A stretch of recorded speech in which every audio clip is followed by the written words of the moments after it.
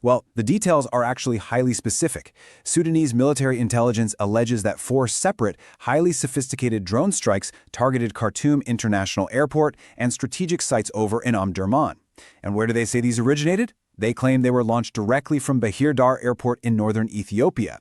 Plus, they are explicitly pointing the finger at the United Arab Emirates. They're basing this on a drone that was intercepted back on March 17th, heading for El Obed. They analyzed the data from it and concluded it was absolutely UAE supplied and operated hardware, staged right there in Ethiopia. Next up, Asosa. This is the logistics hub, based on the latest forensic satellite updates.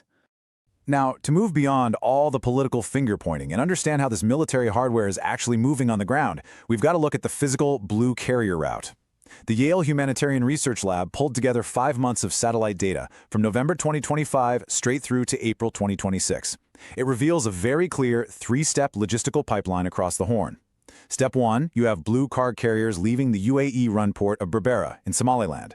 Step 2, these seemingly non-military vehicles arrive at a military base in Asosa, Ethiopia.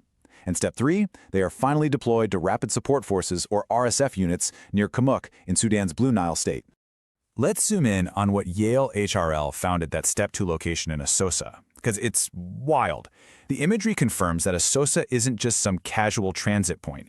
It is an active Ethiopian National Defense Force base that is acting as a literal technical conversion factory. They actually observed standard white and tan civilian pickup trucks being